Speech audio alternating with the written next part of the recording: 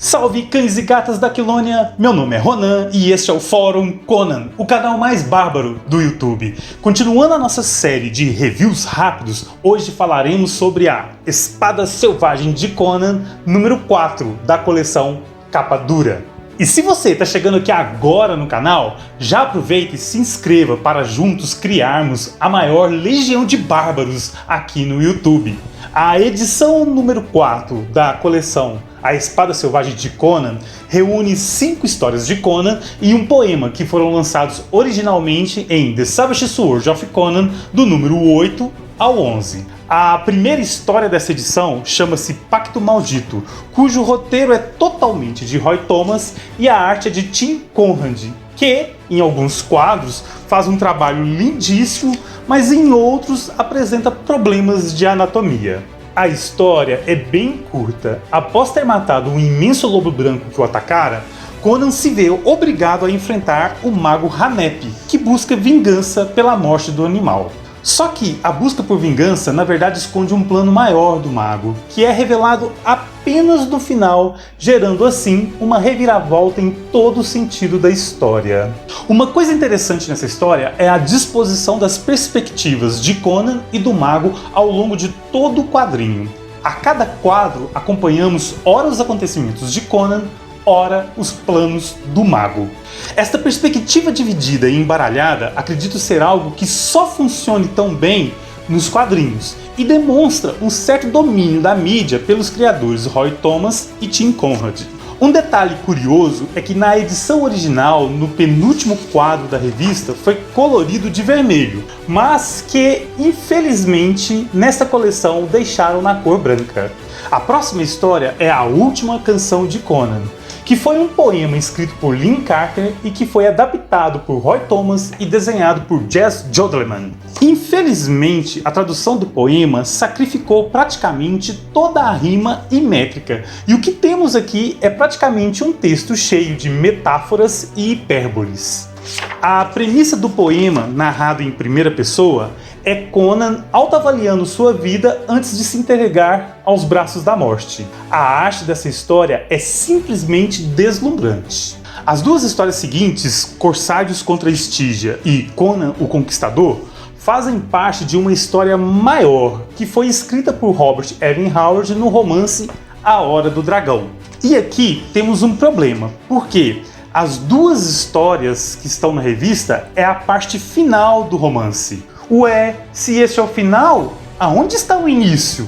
Pois é, o início dessa história não está nessa edição, e a culpa não é da Salvat e nem da Panini. O fato é que a Marvel lançou o início dessa história em uma outra publicação chamada Conan Giant Size e colocou apenas o final da história nas Savage Sword of Conan. Esta é uma prática comum para forçar vendas. Como esta coleção compila apenas o que saiu na Savage Sword, então simplesmente não temos o início do quadrinho. Na história, Rei Conan havia sido deposto e aprisionado por um grupo de conspiradores aliado a um mago recém-ressuscitado chamado Shautotum. Após fugir de sua prisão com a ajuda de Zenobia, Conan parte para Estígia em um navio escravagista, em busca de uma joia que é capaz de derrotar o terrível mago. É exatamente nesse ponto que a história Corsários contra Estígia começa. O roteiro é de Roy Thomas, adaptando a obra de Howard, e a arte é de Gil Kane e Young Montano. Óbvio que Conan não lida bem com a condição de escravizado, e logo promove uma verdadeira revolução no navio. Quando eles chegam na Estígia, começa então a última parte do romance chamado de Conan o Conquistador. E esta parte é desenhada por Buscema e The Tribune. Conan precisa enfrentar diversos desafios dentro de um templo de Set para obter a joia mágica e, em seguida, voltar para a Aquilônia e promover um levante contra os conspiradores ao trono e o mago Shautotum. Quando a história se passa na Estígia, ela apresenta um teor mais individual e mais próximo do terror sobrenatural, com direito a monstros, múmias, vampiros e outros horrores. Já quando Conan parte de volta para Aquilônia, a história muda o aspecto e fica mais próximo de um épico de guerra. Há aqui todas aquelas questões como ajuntamento do exército, movimento de tropas, táticas de guerra e etc. De certa forma, este romance lembra muito outro famoso conto do personagem chamado de A Cidadela Escarlate. O plot é basicamente o mesmo, mas na Hora do Dragão temos mais subtramas acontecendo. Particularmente, eu acho o equilíbrio dos acontecimentos e roteiros da Cidadela Escarlate melhor do que da Hora do Dragão, mas isso não é demérito, pois essa também é uma grande obra. Uma curiosidade sobre essa adaptação é que Roy Thomas colocou Conan enfrentando Shao Totun na batalha final, mas isso não acontece no conto original. E é também neste romance a primeira aparição de Zenobia, a mulher que se tornaria a esposa e rainha de Conan. A próxima história é A Maldição da Deusa Gato, que é uma continuação direta de Cidadela no Centro do Tempo, que eu havia falado no review anterior. O roteiro é de Roy Thomas e a arte de Pablo Marco. Ao retornar para seu grupo de bandoleiros, Conan encontra seu bando atacando uma caravana religiosa, o que o deixa bastante irritado com Fazal, o seu líder interino. Entre os espólios da caravana, eles encontram um pequeno ídolo com um corpo de mulher e cabeça de gato. Mas, muito mais do que uma simples escultura, este ídolo promove uma estranha influência entre as pessoas, as tornando cada vez mais ousadas, ambiciosas e menos tolerantes. E isto acaba aumentando o conflito interno no grupo. Essa história, infelizmente, tem cara de história tapa-buraco, ou seja, uma história curta, feita às pressas, só para ocupar páginas dentro da revista. E a real é que ela realmente era uma história tapa-buraco. Houve um atraso na história A Fortaleza dos Condenados, que estava programada para ser lançada na Savage Sword of Conan número 9. Então, Roy Thomas decidiu criar um tapa-buraco, e assim nasceu essa história. Muito simplesinha e totalmente previsível. Mas, se essa história foi fraca, ela serviu de aperitivo para a história a seguir, que é A Fortaleza dos Condenados. Aqui, Roy Thomas, John Buscema e Yondi Montano adaptam um conto de Howard chamado A Nação da Espada, que, por sinal, não era um conto de Conan, e sim de Elborak, um pistoleiro contemporâneo nascido no Texas, mas que viveu boa parte de suas aventuras no Afeganistão. Roy Thomas, como já de costume, mudou o cenário, mudou os personagens e transformou a história em uma história de Conan. Eu não sei dizer o quanto fiel ficou a adaptação, pois eu nunca li o original, mas a história entregue aqui é uma ótima história de espada e feitiçaria.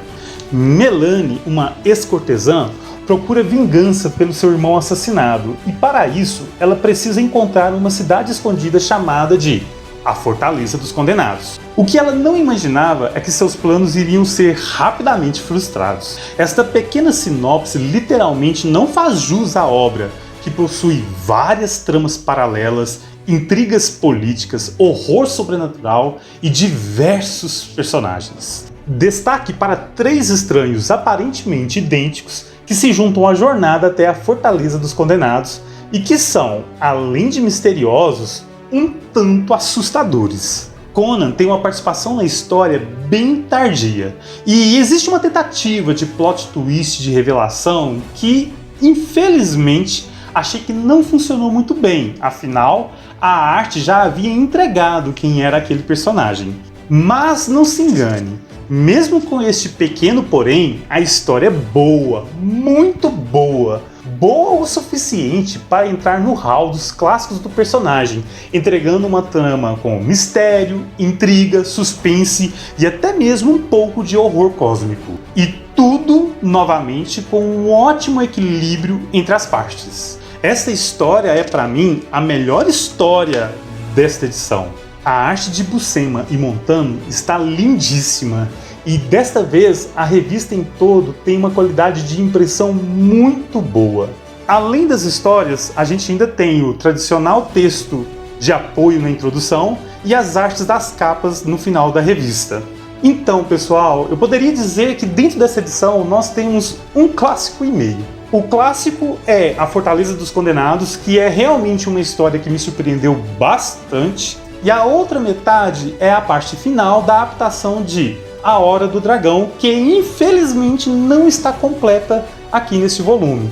Vale lembrar que isso não é culpa da Salvat e nem da Panini, uma vez que isso foi obra da Marvel, que dividiu a história em várias revistas diferentes.